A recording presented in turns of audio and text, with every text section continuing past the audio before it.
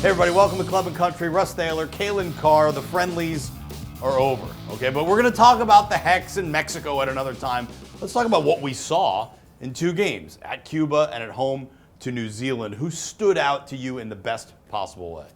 Julian Green, big week for the youngster, much maligned, often forgotten about almost, comes back into the team and he looks so much more confident. He was running at guys, of course he gets 2 goals. I think he's now going to be included in that Hex roster. It is quite the turnaround. This is a guy who is virtually invisible on his club team, and that's Bayern Munich, by the way, so it's not just not any an club easy team. place to But he be. doesn't really play club soccer, so he's like an international specialist at this point at 21? That's the challenge for him, is he's done well this week. You know, he's gotten games, but he's going to go back to his club team, and he's going to be training, of course, with some pretty good players, but not getting games. So I think Jurgen mentioned going over there to watch him, to monitor his play and training, to see how he's doing.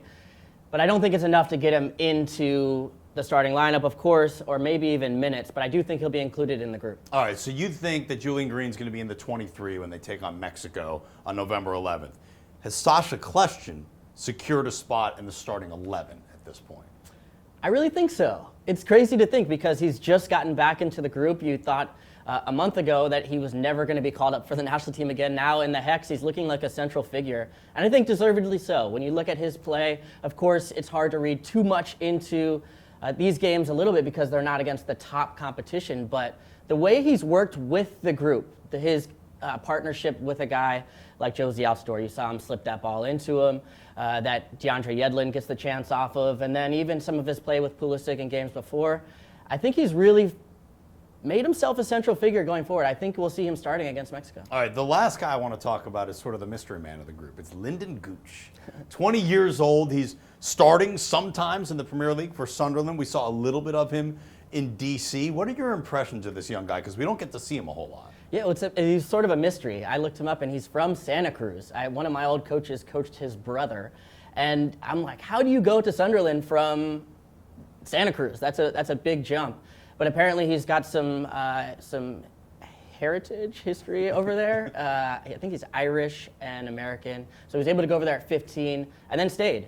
He didn't make the U20 national team, was cut, and then now he's playing with the first team over there. So really has forced his way into this group. Showed nice flashes, but a guy we want to see more of. All right, I lied. I got one last question. Who's the starting center back pairing for the United States at this point?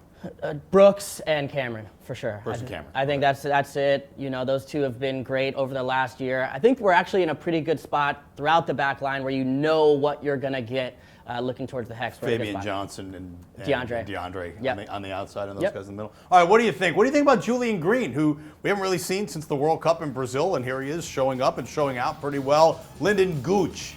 I just love saying the name. Talk about him in the comment section below. We'll see you next time on Club and Country.